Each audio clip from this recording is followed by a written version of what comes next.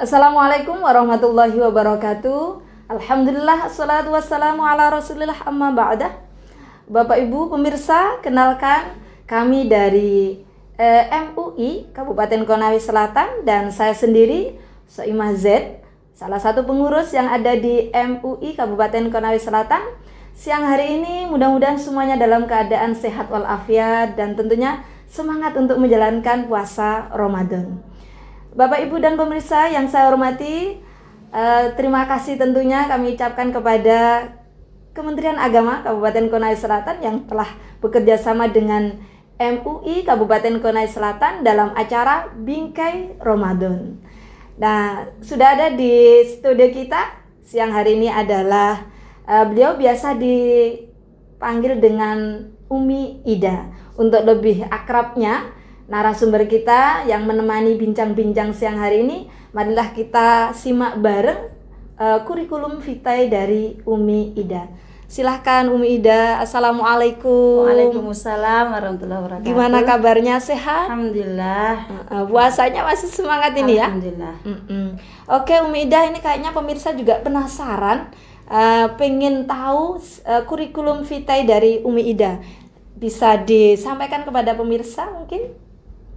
Terima kasih Umi. Assalamualaikum warahmatullahi wabarakatuh. Waalaikumsalam warahmatullahi wabarakatuh. Alhamdulillahirabbil alamin wassalatu wassalamu ala asyrafil anbiya'i wal mursalin wa ala alihi washabbihi ajma'in amma ba'du.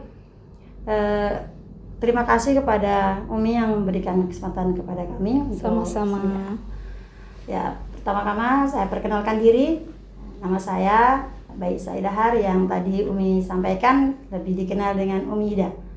Nah, alamat hari ini di Desa Bima Marwa, Kecamatan Andoolo, dan di Ambepua, Kecamatan Rodobetu. Oh iya, terima kasih. Iya. Kesibukan saya hari ini sama dengan Umi, yaitu sebagai pembina pondok pesantren. Kalau Umi lebih jelasnya nggak sama karena beliau lebih sibuk kayaknya.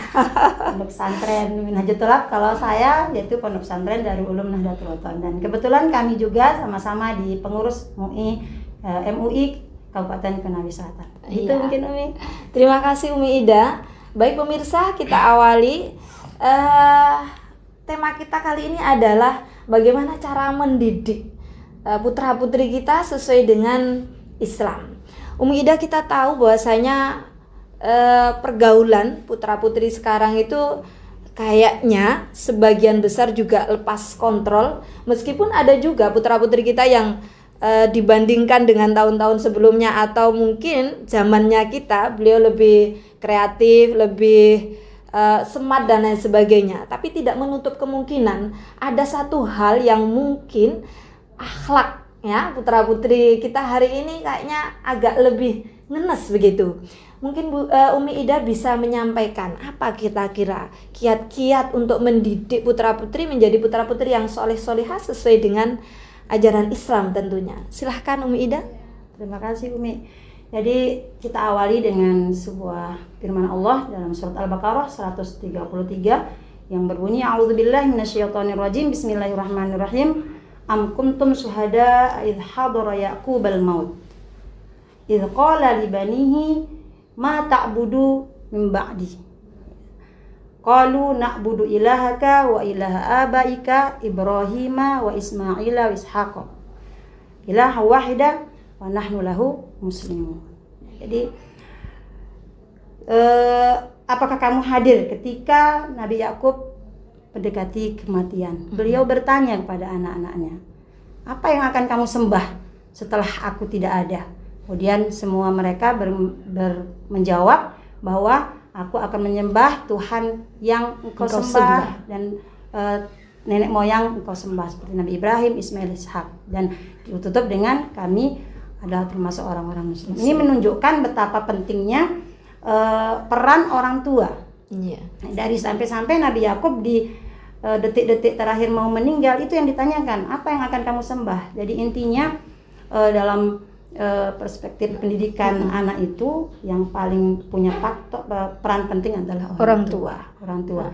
Jadi seperti tadi apa yang Umi sampaikan, bahwa fenomena yang ada sekarang, remaja-remaja kita yang mungkin dari faktor akhlak ya, lebih lumayan mencemaskan ke- ya, iya. mencemaskan kita karena mungkin yang perlu kita Pertama adalah ya, tauhidnya ya, dulu ya, itu ya, faktor yang orang harus tua yang bagaimana orang tua itu menanamkan Tauhidnya. ketauhidan. Nah, menurut saya yang dan mungkin berdasarkan apa yang kita sudah pahami iya. terutama mungkin dari Sayyidina Ali misalnya, beliau mengatakan adibu auladakum ya bi annahum saya isu gairo zamanikum atau kama qala ya, bahwa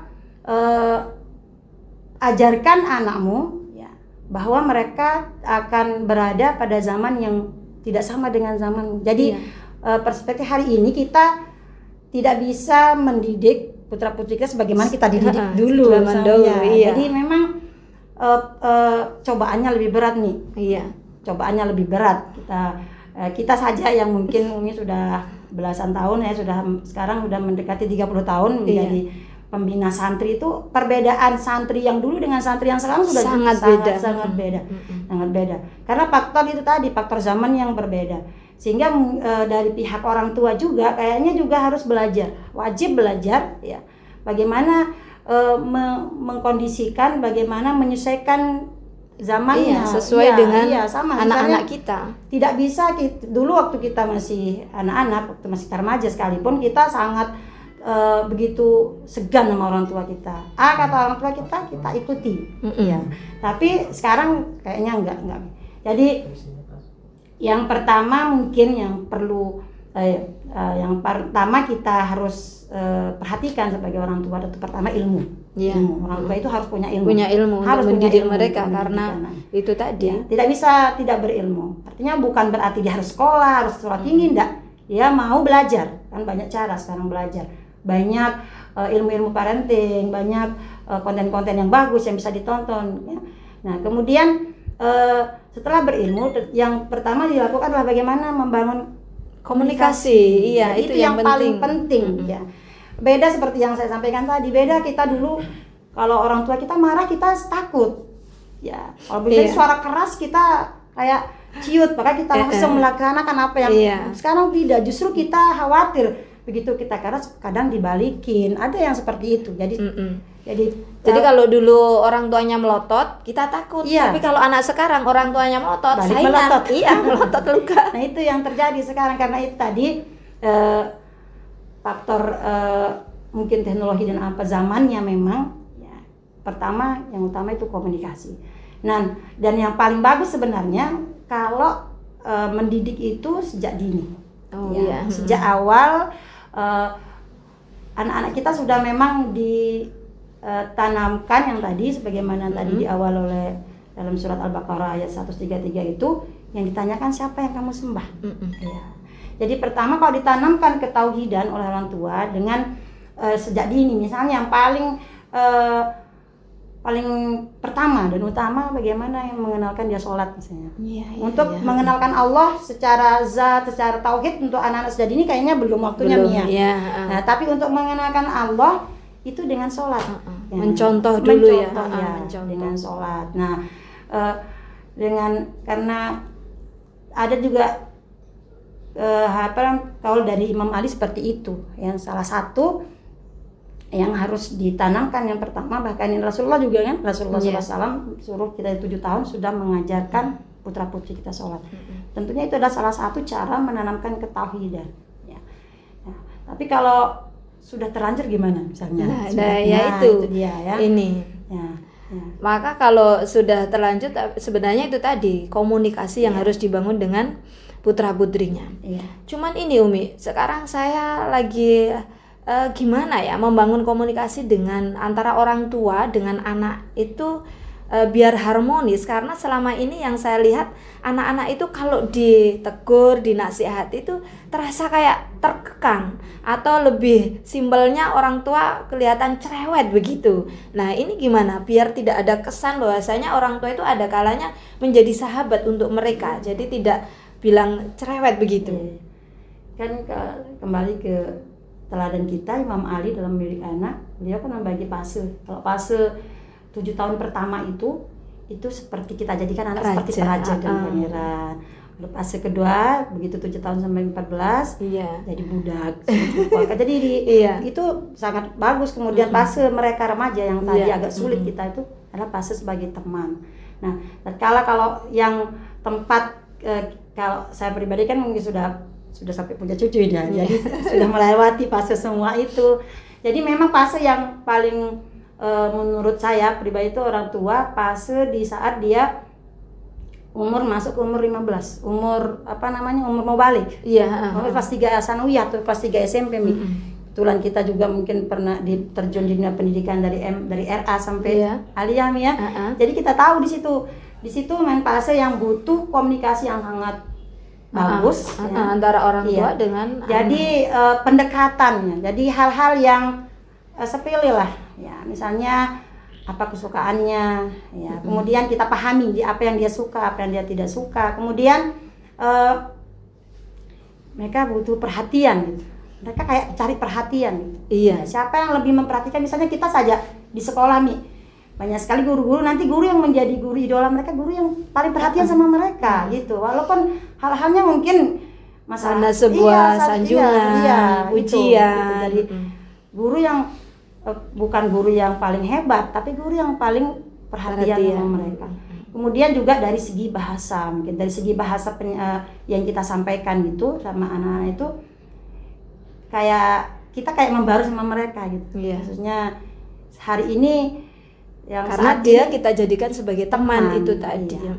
Jadi bahasanya pun harus tahu bahasa gaul yang sekarang begitu. Jadi kita perlu juga belajar itu, kayak misalnya bahasa, saya sering nanya sama anak saya, ini apa artinya, kayak apa misalnya kepo kan sebelum tahu apa-apa gitu tentang mager gitu. Sekarang bahasanya ikut-ikutan gitu. Nah, jadi ternyata memang sesuai dengan zaman mereka.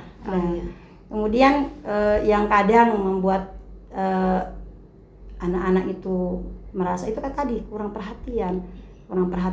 Nah, dipikir juga ada sebagian orang tua cukup dengan memenuhi materinya, dia merasa sudah memperhatikan putra putrinya, padahal tidak. Ini juga kelihatan, misalnya Pak santri saja bisa kita lihat nih ya di pesantren kita. Jadi faktor mungkin ada orang tua yang merasa kalau sudah ditaruh di pondok pesantren anaknya sudah aman, padahal tidak, Tommy. Nanti kalau pulang kan terpasrah. Padahal faktor utama dan pertama yang tetap perhatian dari orang tua. Oke, terima kasih Umi Ida. Mungkin bisa saya simpulkan. Yang pertama adalah satu, memang orang tua itu harus punya ilmu. Makanya di dalam Islam itu dalilnya adalah tolabul ilmi faridatun ala kulli muslimin wa muslimatin. Jadi tidak ada batasan, baik kecil maupun tua tetap mencari ilmu, termasuk orang tua. Kenapa orang tua harus berilmu? Karena orang tua, terutama bapak-bapak ini yang akan membimbing istri dan anak-anaknya. Makanya orang tua juga tetap harus punya ilmu. Yang kedua, setelah orang tuanya berilmu adalah yang harus kita tanamkan sejak dini ke anak-anak kita adalah terkait dengan tauhid. Kalau sudah melekat tauhidnya, insya Allah terkait dengan bimbingan agama ini akan melekat pada dirinya dan secara otomatis adab akhlaknya akan sesuai dengan agama begitu. Oke, terima kasih. Mungkin Umi Ida closing kata-kata hari ini untuk menutup disampaikan kepada pemirsa, silahkan. Anak-anak kita adalah investasi terbaik bagi kita, dunia dan akhirat. Oleh karena itu, mari kita didik dengan sepenuh hati. Betul, alhamdulillah. Oke pemirsa, mungkin sampai di sini bincang-bincang bingkai Ramadan kita bersama dengan MUI Kabupaten Konawe Selatan dan tentunya bekerja sama dengan Kementerian Agama Kabupaten Konawe Selatan. Terima kasih kepada semua kru dan tentunya terima kasih untuk masyarakat Konawe Selatan. Dari saya Soimah Zen, PP Minhajul Tulab Andul Utama. Sekian. Wassalamualaikum warahmatullahi wabarakatuh.